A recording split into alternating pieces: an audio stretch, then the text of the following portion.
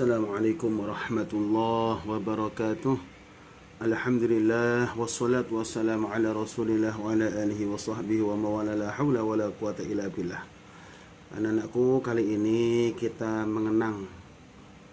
bersama-sama mengenang perjuangan para pejuang yang amat luar biasa.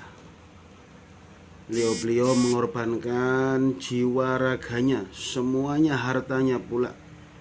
Jiwa raga, hartanya semua dikorbankan untuk Indonesia merdeka. Mari kita simak film dokumenter yang menjelaskan secara ringkas, amat ringkas sekali, perjuangan para pejuang, khususnya dari kalangan para ulama. Bismillahirrahmanirrahim. Proklamasi kami, bangsa Indonesia, dengan ini menyatakan kemerdekaan Indonesia.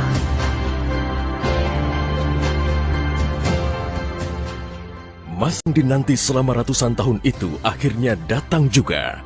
17 Agustus 1945, Indonesia menyatakan dirinya merdeka sebagai sebuah negara yang berdaulat.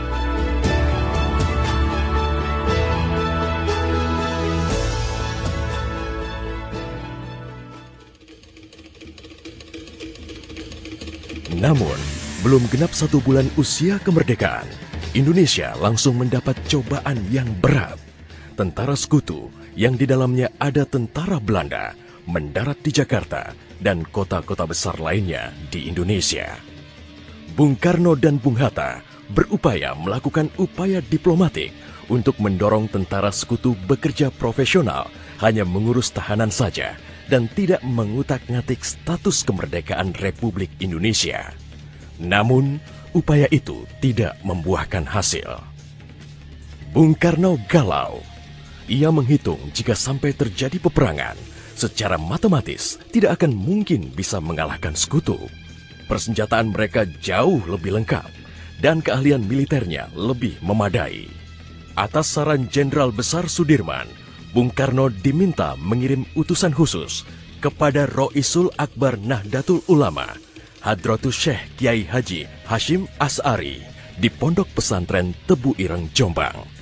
Tujuannya meminta fatwa Kiai Hashim tentang hukumnya berjihad membela negara yang notabene bukan negara Islam seperti Indonesia. Kiai Hashim lantas memanggil Kiai Haji Wahab Hasbullah dari Tambak Beras, Jombang.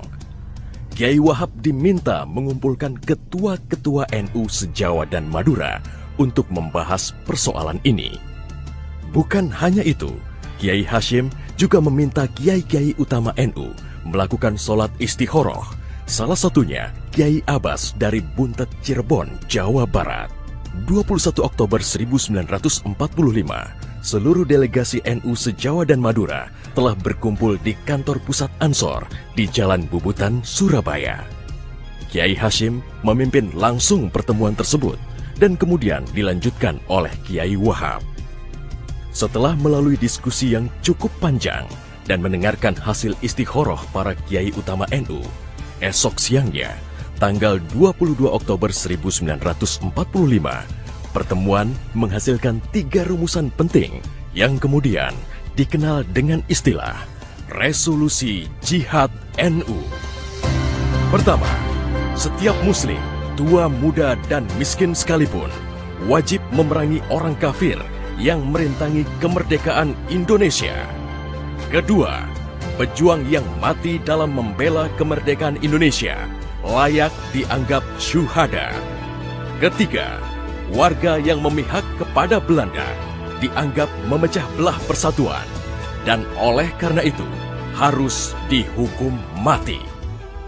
Dokumen resolusi jihad ditulis dalam huruf Arab Jawa atau pegon, ditandatangani Kiai Haji Hashim Asy'ari, disebarluaskan ke jaringan pesantren, tak terkecuali kepada komandan-komandan Laskar Hizbullah dan Sabilillah di seluruh penjuru Jawa dan Madura.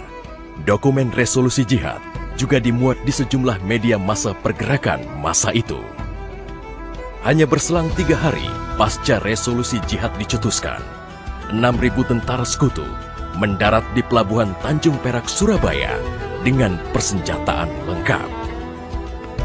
Mendengar kedatangan pasukan penjajah, ribuan santri dan kiai dari penjuru Jawa Timur bergerak menuju Surabaya. Situasi pun terus memanas dan cenderung tak terkendali. Resolusi Jihad NU telah memompa semangat perlawanan rakyat dan memicu terjadinya pertempuran hebat selama 3 hari di Surabaya, tanggal 27, 28, dan 29 Oktober 1945. Tentara Inggris kewalahan menghadapi perlawanan rakyat Jawa Timur. Mereka lantas mendatangkan Bung Karno ke Surabaya untuk diajak berunding melakukan gencatan senjata. Pagi hari tanggal 30 Oktober, gencatan senjata ditandatangani pemerintah Indonesia dan Inggris. Namun, sore harinya terjadi insiden di Jembatan Merah yang menewaskan orang nomor 1 tentara Inggris di Surabaya, Jenderal Malabi. Gencatan senjata pun langsung berakhir. Pengganti Malabi, Jenderal Robert Munser, mengultimatum Laskar Pejuang dan tentara Indonesia agar menyerahkan senjata kepada Inggris paling lambat 10 November 1945.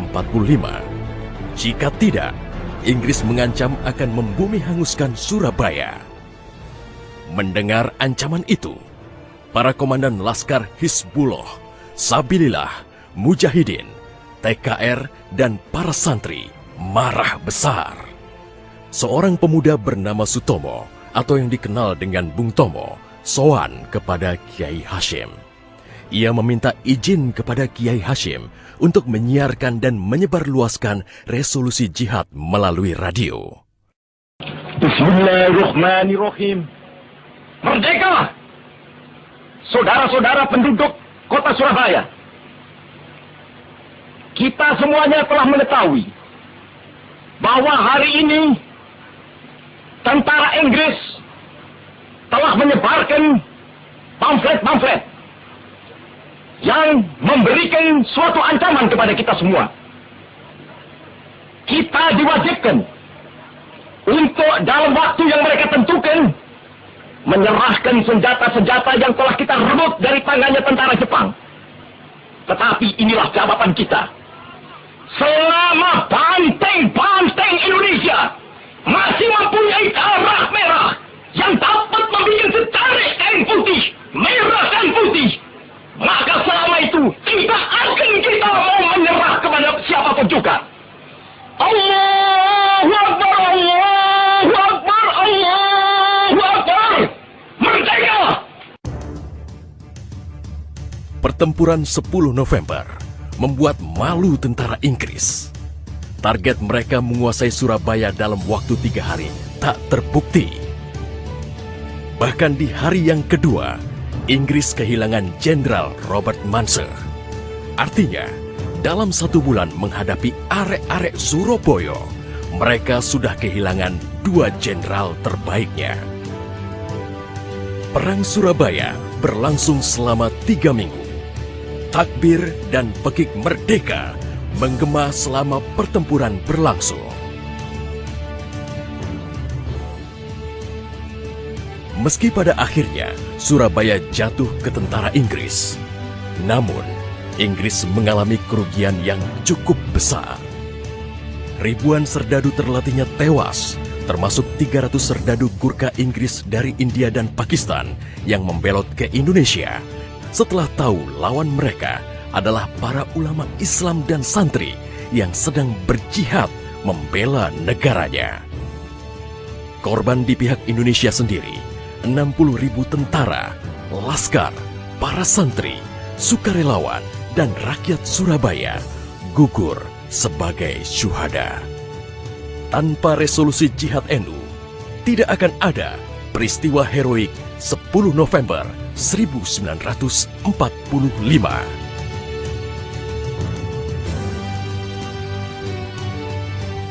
Artinya silahkan, mari kita berperang. mati syahid. Kalau hidup kita akan menjadi bangsa yang merdeka. Tekad itulah yang ditanamkan oleh resolusi jihad. Baiklah, itu tadi perjuangan ya amat luar biasa ya. Secara singkat digambarkan dalam sebuah video yang berdurasi kurang lebih 10 menit. Kalau dijelaskan secara lengkap maka waktunya akan amat panjang. Sekarang anak-anakku, yang terpenting tugas kita sebagai wujud syukur atas rahmat Allah yang Maha Kuasa, rahmat yang amat luar biasa ini, yaitu kemerdekaan. Apa tugas kita? Yang pertama adalah betul-betul kita bersama-sama menjaga, merawat, mempertahankan kemerdekaan ini. Jangan sampai kita ikut-ikutan terprovokasi oleh orang-orang yang tidak bertanggung jawab, yang ingin memecah belah NKRI. Tetap istiqomah, NKRI harga mati. Yang kedua, mari kita bersama-sama sebagai anak bangsa mengisi kemerdekaan ini dengan belajar yang giat, tekun, yang rajin, sehingga kelak kita kamu semua anak-anakku dan seluruh anak-anak Indonesia menjadi pribadi-pribadi yang unggul, menjadi orang yang berprestasi, yang bisa mengharumkan nama bangsa Indonesia. Wa qul i'malu fasayarallahu 'amalakum wa rasuluh. Teruslah berbuat kebaikan. Teruslah berbuat kebaikan. Semoga Indonesia semakin jaya, merdeka. Assalamualaikum warahmatullahi wabarakatuh. Mari kita bacakan surat Al-Fatihah untuk para pahlawan. Al-Fatihah. A'udzu billahi minasy syaithanir rajim.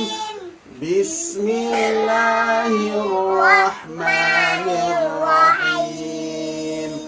Alhamdulillahi rabbil alamin. Ar-Rahmanir-Rahim. Maliki yaumiddin.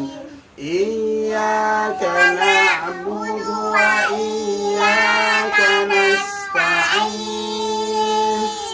Ihdinas siratal mustaqim.